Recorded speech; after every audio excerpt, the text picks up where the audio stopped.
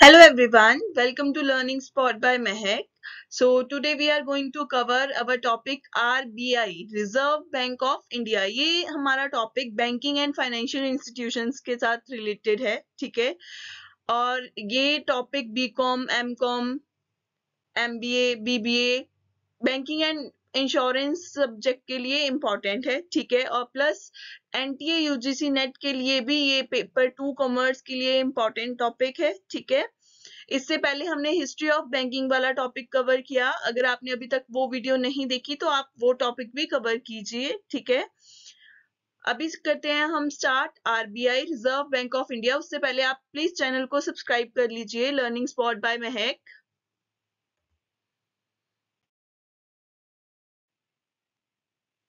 Reserve bank of India हमारा India का central banking institution है, ठीक है।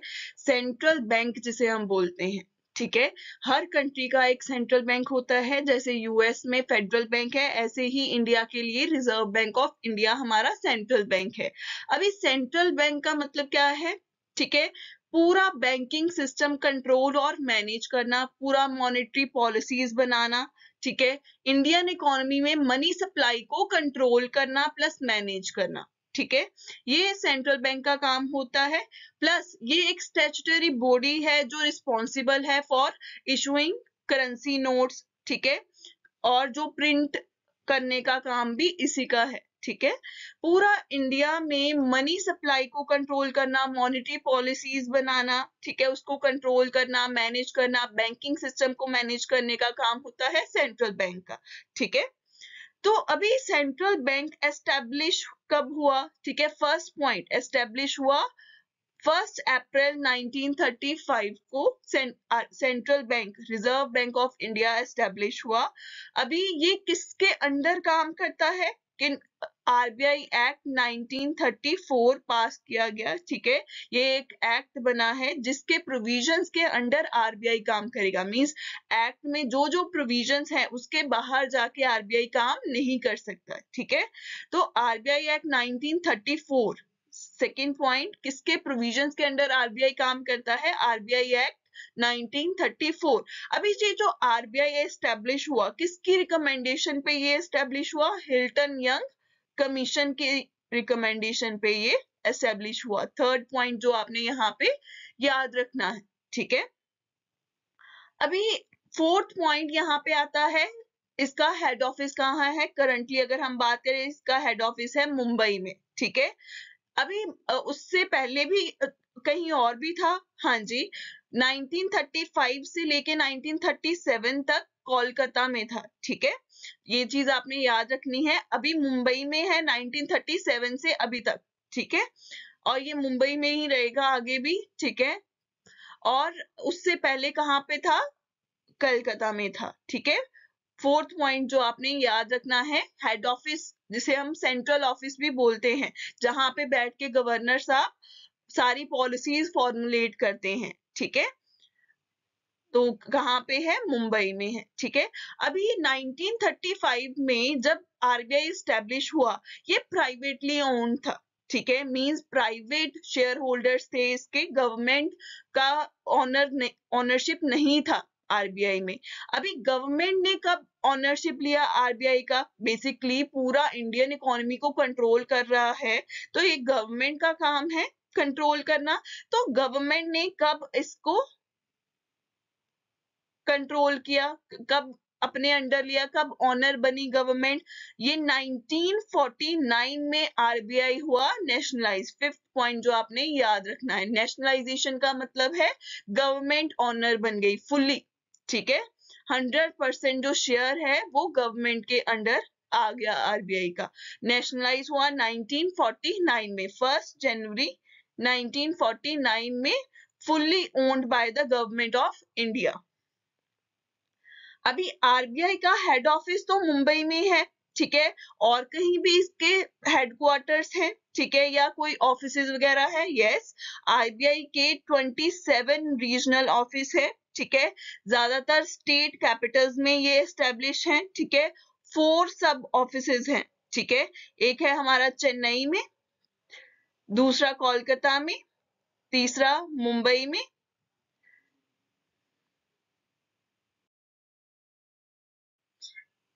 एंड फोर्थ सब ऑफिस है हमारा दिल्ली में।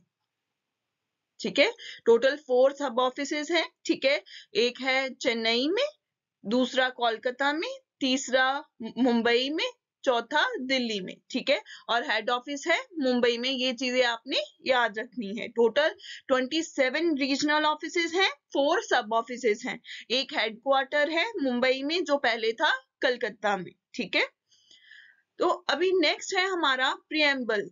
प्रिएम्बल का मतलब होता है आरबीआई के फंक्शंस को जो डिस्क्राइब करे। ठीक है, आरबीआई के फंक्शंस क्या है, सब रीड करते हैं। Preamble of RBI describe the basic function as to regulate the issue of bank notes. ठीक है, जैसे हमने पहले डिस्कस किया, आरबीआई का काम क्या है, इशू करना bank currency notes, bank notes. ठीक है, और keeping the reserves with a view to securing monetary stability in India, मतलब पूरा मनी सप्लाई को कंट्रोल करना इंडियन इकोनॉमी में। ठीक है, अभी मनी सप्लाई को कैसे कंट्रोल करेंगे, रिजर्व्स रख के। ठीक है, अगर उन्हें लगता है कि हाँ जी हमें इकोनॉमी में थोड़ा मनी सप्लाई चाहिए, तो वो रिजर्व्स में से थोड़ा पैसा मार्केट में डाल देंगे। ठीक है, और अगर उन्हें थोड़ा लग रहा है कि इंडियन इकोनॉमी में ज्यादा पैसा है, तो वो रिजर्व्स ज्यादा क्रिएट करेंगे। ठीक है, और मार्केट में से पैसा अपने पास ले आएंगे, रिजर्व्स क्रिएट करेंगे ज्यादा से ज्यादा। ठीक है, ताकि मॉनेटरी स्टेबिलिटी बनी रहे। ठीक है, इन्फ्लेशन को कंट्रोल करे। ठीक है, बेसिकली इनका मेन मोटिव यही है रिजर्व्स क्रिएट करने का, इन्फ्लेशन को कंट्रोल करना। ठीक है, and generally to operate the currency and credit system of the country, पूरा क्रेडिट सिस्टम को कंट्रोल करना। ठीक है, और मॉडर्न मॉनेटरी पॉलिसीज को फ्रेमवर्क करना।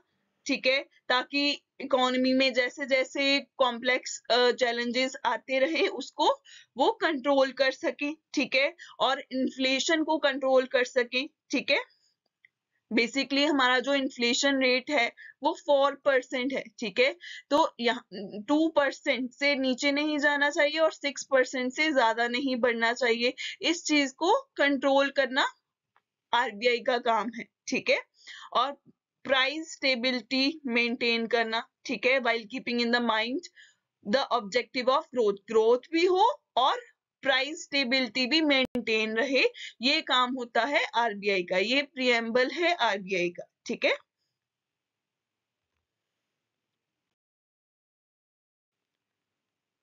Now next is governance. Governance means RBI के अफेयर्स को कौन गवर्न करता है। ठीक है, तो ये आपने याद रखना है, सेंट्रल बोर्ड ऑफ डायरेक्टर्स। ठीक है, सेंट्रल बोर्ड ऑफ डायरेक्टर्स को अभी कौन अपॉइंट करता है या नॉमिनेट करता है, हमारी गवर्नमेंट ऑफ इंडिया।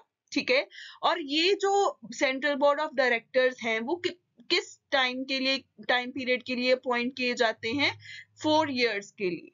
ठीक है, उसमें कौन कौन आते हैं, एक तो हमारे ऑफिशियल डायरेक्टर्स, दूसरे नॉन ऑफिशियल डायरेक्टर्स। ऑफिशियल में एक तो हमारे आते हैं गवर्नर साहब। ठीक है, शक्तिकांता दास जो करंटली हमारे गवर्नर ऑफ आरबीआई हैं, and not more than 4 deputy governors.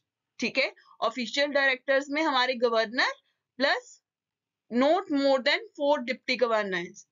ठीक है, और नॉन ऑफिशियल डायरेक्टर्स में जिनको नॉमिनेट करती है हमारी गवर्नमेंट, 10 डायरेक्टर्स जो अपनी अपनी फील्ड में माहिर होते हैं। ठीक है, प्लस 2 गवर्नमेंट ऑफिशियल्स। ठीक है, 2 गवर्नमेंट ऑफिशियल्स मींस गवर्नमेंट के कोई मेंबर होंगे। ठीक है, और उसके अलावा 4 अदर डायरेक्टर्स होंगे। ठीक है, जो लोकल बोर्ड में से होंगे।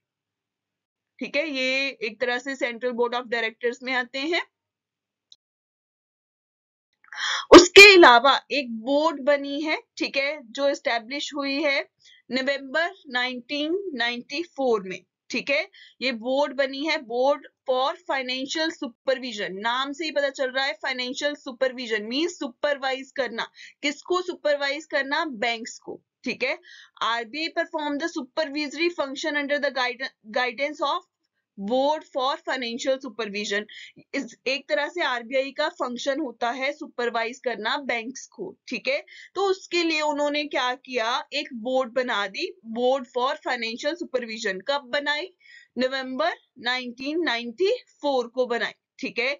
ये इसका मेन जो ऑब्जेक्टिव है, एक तरह से सुपरवाइज करना पूरे फाइनेंशियल सेक्टर को, जिसमें हमारे शेड्यूल्ड कमर्शियल बैंक्स आ गए, cooperative banks, all India financial institutions, local area bank, small bank finance, payment banks, credit information companies, non banking financial companies, primary dealers, ये सारे, ठीक है, इनको सुपरवाइज करने का काम किसका है? बोर्ड फॉर फाइनेंशियल सुपरविजन, ठीक है। ये आपने याद रखना है, एक ये भी बोर्ड है, बोर्ड फॉर फाइनेंशियल सुपरविजन, जो सुपरवाइज करती है सारे बैंक्स को। कब एस्टेब्लिश हुई? नवंबर 1994 में, ठीक है।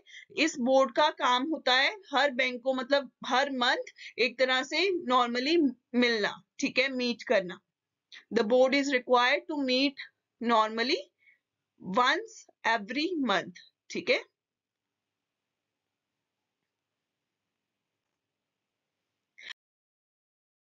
उसके बाद कुछ एक्ट्स हैं जो एडमिनिस्टर्ड बाय आरबीआई हैं, ठीक है। मतलब कौन कौन से एक्ट इसके साथ रिलेटेड है? सबसे पहले आरबीआई एक्ट 1934, जिसके प्रोविजंस के अंडर आरबीआई काम करता है।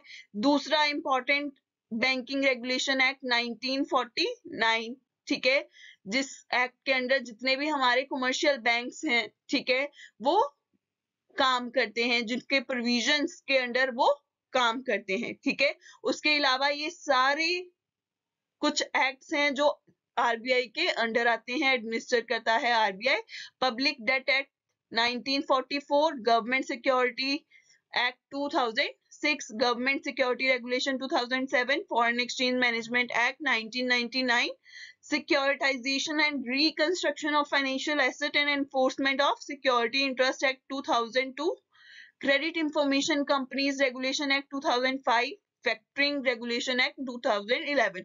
इनमें से आपने जो आपको याद रहे वो आपने याद कर लेने हैं, ठीक है। दो तो मेन आपको याद रहेंगे, RBI act 1934 and banking regulation act 1949।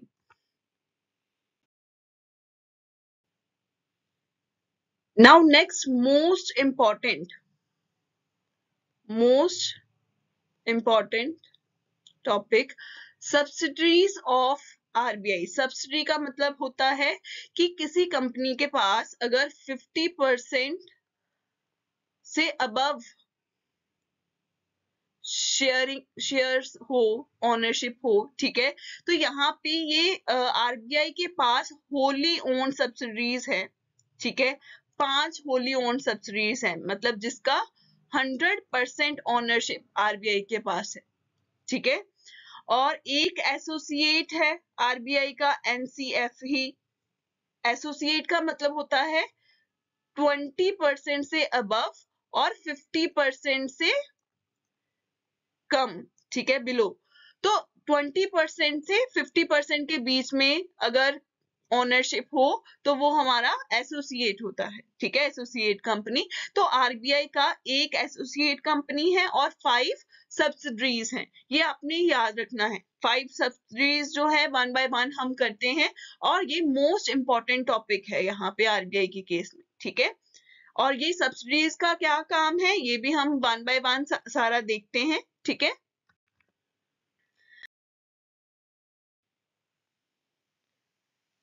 हाँ जी, फर्स्ट सब्सिडरी है आरबीआई की DICGC, deposit insurance and credit guarantee corporation. ये एस्टेब्लिश हुई है 1978 में, और ये एस्टेब्लिश हुई है दो कॉर्पोरेशंस को मर्ज करके, deposit insurance corporation and credit guarantee corporation of India limited, ठीक है। इन दोनों को मर्ज करके ये एक सब्सिडरी बनी है, ठीक है। अभी देखो, अगर कोई भी बैंक, कोई भी कमर्शियल बैंक कंगाल हो गया, ठीक है, दिवालिया निकल गया उसका, ठीक है, तो सपोज हमारा पैसा वहां पे डिपॉजिट है, तो यहाँ पे ये सब्सिडी डीआईसीजीसी कहता है कि टेंशन मत लो, मैं आपका जितना डिपॉजिट है, ठीक है, उसे इंश्योर्ड करता हूँ, बट कितनी अमाउंट तक? सिर्फ 5 लाख रुपए तक कि मैं आपको इंश्योरेंस देता हूं, ठीक है। DICGC insures each depositor of registered insured bank up to maximum of 5 lakh। ये लिमिट इससे पहले 1 लाख की थी, 2020 में ही ये लिमिट बढ़ के 5 लाख की हुई है, ठीक है। प्रिंसिपल अमाउंट प्लस इंटरेस्ट को मिला के 5 लाख तक का हमारा डिपॉजिट जो है वो इंश्योर्ड है। मतलब सपोज आज पीएनबी में मेरा पैसा डिपॉजिट है, ठीक है, 8 लाख रुपए, और पीएनबी बैंकरप्ट हो गया, ठीक है, तो उसमें से मुझे 5 लाख रुपया ही मिलेगा, ठीक है। For all bank deposit such as, अभी यहाँ पे सेविंग्स में चाहे पैसा है, फिक्स में है, चाहे करंट में है, चाहे रिकरिंग डिपॉजिट में है, ठीक है, 5 लाख तक रुपए का मेरे पास इंश्योरेंस है। और वो इंश्योरेंस कौन देता है? DICGC, यही काम है इसका, ठीक है। अभी सपोज मेरा SBI में बैंक है, ठीक है, और PNB में भी बैंक है, ठीक है, यहाँ पे मेरा 8 लाख रुपीज है और यहाँ पे मेरा 6 लाख रुपीज है। सपोज दोनों बैंकरप्ट हो गए, ठीक है, तो क्या दोनों को मिला के 5 लाख रुपए मिलेंगे? नहीं, यहाँ से भी 5 लाख रुपए मिलेंगे, यहाँ से भी 5 लाख रुपए का मुझे मिल जाएगा, ठीक है। बाकी का पैसा मेरा वो इंश्योर्ड नहीं है, ठीक है। तो यहाँ से आपको ये भी पता चल गया कि कितना पैसा डिपॉजिट करना बैंक्स में सेफ रहता है, ठीक है।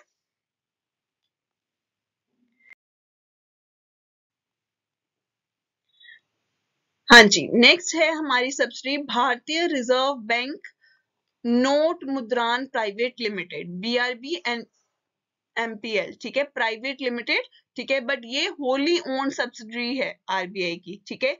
ये एस्टेब्लिश हुई है 1995 से। बैंक नोट मुद्रान से आपको याद रखना है इसका काम क्या है, ठीक है, ये बैंक नोट्स छापती है, ठीक है। Augmented the production of bank note currency notes को छापना इसका काम है, ठीक है।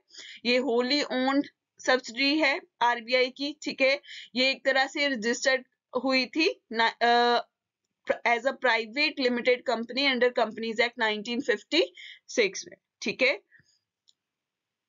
It manages 2 presses, one at Missouri in Karnataka and other at Salboni in West Bengal। 2 press है जहां पे ये बैंक नोट्स की प्रोडक्शन करती है, मतलब नोट छापती है, ठीक है। RBI has 2 more printing press both owned by government of India. 2 और है, ठीक है, एक नासिक में और एक देवस में, ठीक है। Coins are minted in 4 mints owned by government of India. जो क्वाइंस हैं वो भी 4 और जगह पे मतलब बनाए जाते हैं, मुंबई, हैदराबाद, कोलकाता एंड नोएडा, ठीक है। अभी BRB NPL का काम क्या है आपको पता चल गया, नोट छापने का, ठीक है। और ये 1995 में ये wholly owned by the RBI है, ठीक है, प्राइवेट लिमिटेड है, ये आपने याद रखना है। थर्ड है हमारा reserve bank information technology private limited. ये भी प्राइवेट लिमिटेड है, ये 2016 में सेटअप हुई है बाय द RBI, ठीक है। ये भी होली ओन्ड सब्सिडरी है RBI की।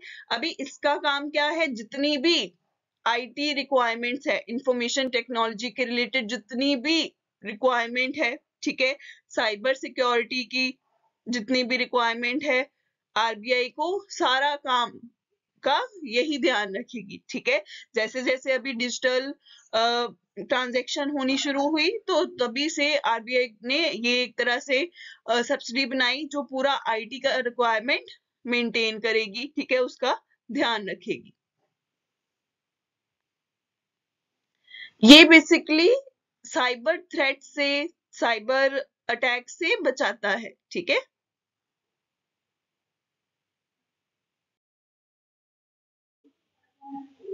Now next subsidiary is Indian financial technology and allied services. ठीक है, टेक्नोलॉजी रिलेटेड सर्विसेज। अभी आरबीआई की सब्सिडरी है तो किसको सर्विसेज देगी? आरबीआई को। ठीक है, किसके रिलेटेड? Technology related services. ठीक है, ये एस्टेब्लिश हुई है 2015 में। किसकी रिकमेंडेशन पे? रंगाराजन कमेटी की रिकमेंडेशन पे। ये जो कमेटी है 2009 में बनी थी, जिसकी रिकमेंडेशन पे ये जो है एस्टेब्लिश हुई है सब्सिडरी। ठीक है, जिसका काम है आईटी रिलेटेड सर्विसेज आरबीआई को देना और बाकी बैंक्स को देना। ठीक है, पूरा आईटी रिलेटेड सर्विसेज डिजाइन करना, डिप्लॉय करना और सपोर्ट करना। ठीक है, और मैनेज करना जितना भी फाइनेंशियल मैसेजिंग प्लेटफॉर्म है। ठीक है, आरटीजीएस, नेफ्ट को मैनेज करना, जिसके through bank to bank funds जो है ट्रांसफर होते हैं। ठीक है, INFI नेट मतलब एक तरह से हमारा इंडियन फाइनेंशियल नेटवर्क को भी यही सब्सिडरी मैनेज करती है। ठीक है, एक तरह से पूरा क्लाउड ऑपरेट करना। ठीक है, इसका काम है। जितना भी टेक्नोलॉजी रिलेटेड क्लाउड है, ठीक है, इंडियन बैंकिंग कम्युनिटी क्लाउड पूरा ऑपरेट करता है यही इफ्टास सब्सिडरी। ठीक है, नेक्स्ट हमारी आती है रिजर्व बैंक इनोवेशन हब। ठीक है, ये एक तरह से सेक्शन 8 कंपनी है। ठीक है, सेक्शन 8 के अंडर रजिस्टर है। सेक्शन 8 कंपनीज होती है नॉन प्रॉफिट मेकिंग कंपनीज। ठीक है, ये 2013 कंपनीज एक्ट 2013 के अंडर रजिस्टर्ड है as a section 8 company, non profit organization. ठीक है, ये इसका जो रजिस्टर्ड ऑफिस है हैदराबाद है। ठीक है, RBI has set up Reserve Bank Innovation Hub to promote innovation across the financial sector. Means technology के रिलेटेड डे बाय डे जैसे इनोवेशंस आती हैं, ठीक है, वो एक तरह से इनोवेशंस को प्रमोट करना। ठीक है, न्यू टेक्नोलॉजी बैंकिंग सिस्टम में लेके आना। ठीक है, ये जो इनोवेशन हब है, ठीक है, रिजर्व बैंक इनोवेशन हब है, ये एक तरह से 17 नवंबर 2020 में अनाउंस किया गया था, बट इसका जो इनोग्रेशन है 24 मार्च 2022 में हुआ है। ठीक है, ताकि बैंकिंग सिस्टम में न्यू न्यू इनोवेशंस आती रहें। ठीक है, हाँ जी, नेक्स्ट है एसोसिएट कंपनी ऑफ आरबीआई। ठीक है, national centre for financial education. ये भी एक तरह से हमारी सेक्शन 8 कंपनी है, not for profit making company. ठीक है, इसमें आरबीआई का हमारा 30% स्टेक है। ठीक है, 20% से अबव और 50% से बिलो। ठीक है, इसीलिए इसे एसोसिएट कंपनी बोला जाता है। ठीक है, इसमें 30% सेबी का शेयर है, security exchange board of India, 30% IRDAI, ठीक है, insurance regulatory and development authority of India, and 10% stake हमारा pension fund regulatory and developmental authority का है। ठीक है, इसका main objective financial education provide करना है अक्रॉस द इंडिया। ठीक है, now last is national housing bank. ठीक है, नेशनल हाउसिंग बैंक सेटअप हुआ 9 जुलाई 1988 में। ये भी एक तरह से fully owned by government of India है। ठीक है, ये अभी नेशनल हाउसिंग बैंक एक्ट 1987 है जिसके अंडर ये काम करता है। ठीक है, इसका रोल है to promote sound, healthy, viable, cost effective housing finance system. ठीक है, to cater all the segment of population, मतलब जितनी भी सेगमेंट्स हैं हमारे इंडिया में सबको ये कवर करता है। ठीक है, हाउसिंग फाइनेंस सिस्टम एक तरह से मेंटेन करता है। ठीक है, इंटीग्रेट करता है। अभी ये कुछ शॉर्ट नोट्स हैं सब्सिडीज के रिलेटेड। ठीक है, DICGC, ठीक है, मुंबई में हेडक्वार्टर है इसका, 15 जुलाई 1978 में एस्टेब्लिश हुआ है। ठीक है, ये एक्ट है 1961 इसका एक्ट है। ठीक है, इसकी ब्रांचेस चेन्नई, नागपुर, कोलकाता, न्यू दिल्ली में है। ठीक है, कितने तक की इंश्योरेंस चाहिए देता है? 5 लाख तक की। ठीक है, उससे पहले कितनी थी? 1 लाख की थी। ठीक है, और ये 2020 में ये 5 लाख की हुई। ठीक है, इसका मेन एम क्या है? डिपॉजिट्स पे इंश्योरेंस देना। ठीक है, जितनी भी क्रेडिट फैसिलिटीज का मतलब एक तरह से प्रोवाइड की जाती है उसको गारंटी देता है। ठीक है, इंश्योर करता है, ठीक है, सारे बैंक डिपॉजिट्स को, चाहे सेविंग है, फिक्स्ड है, चाहे करंट है, चाहे रिकरिंग है। अभी किसको नहीं करता है? एक्सेप्ट फॉरेन गवर्नमेंट के अगर कोई डिपॉजिट्स है उसको ये उसकी इंश्योरेंस नहीं करता। अगर सेंट्रल गवर्नमेंट के कोई डिपॉजिट्स हैं उसके भी नहीं करता, और अगर किसी और बैंक का डिपॉजिट है तो वो भी ये इंश्योरेंस नहीं करता। ठीक है, इसकी ऑथराइज कैपिटल कितनी है? 50 करोड़। ठीक है, ये शॉर्ट नोट है। और यहाँ पे BRBNPL, ठीक है, इसका हेडक्वार्टर बेंगलोर कर्नाटका में है। 3 Feb 1988 को ये एस्टेब्लिश हुआ। ठीक है, इसका काम क्या है? नोट छापना। ठीक है, 2 इसकी प्रेसेस हैं जहां पे ये बैंक नोट्स बनाता है। ठीक है, एक मैसूर में और एक सरबोनी में। ठीक है, और ये प्राइवेट लिमिटेड कंपनी है। कंपनीज एक्ट 1956 में ये एस्टेब्लिश हुई है। ठीक है, जो क्वाइंस हैं वो कहाँ पे होती है? मुंबई, हैदराबाद, कोलकाता एंड नोएडा में। ठीक है, ये भी owned by government of India है। नेक्स्ट है रेबिट। ठीक है, ये इसका हेडक्वार्टर है मुंबई में। 2016 में ये एस्टेब्लिश हुआ। IT related, cyber security related ये सर्विसेज प्रोवाइड करता है। ठीक है,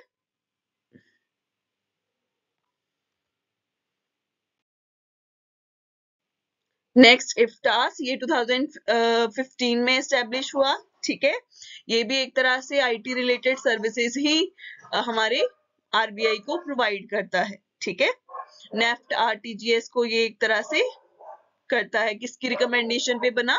रंगाराजन कमेटी की रिकमेंडेशन पे ये एस्टेब्लिश हुआ। ठीक है, नेक्स्ट है आरबीआईएच। ठीक है, ये एक तरह से सेक्शन 8 कंपनी है। ठीक है, not for profit making company. ये 2022 में एक तरह से एस्टेब्लिश हुई है। ठीक है, और इसकी कैपिटल कंट्रीब्यूशन है। ठीक है, इनिशियल कैपिटल कंट्रीब्यूशन 100 करोड़ है। ठीक है, और ये भी इनोवेशन के रिलेटेड बनाई गई है। एक एसोसिएट कंपनी है। ठीक है, national centre for financial education. ठीक है, जिसका काम क्या है? फाइनेंशियल एजुकेशन प्रोवाइड करना। ठीक है, और आरबीआई का कितना स्टेक है? 30%। 30% सेबी का, 30% आईआरडीए का, और 10% पेंशन फंड वालों का। ठीक है,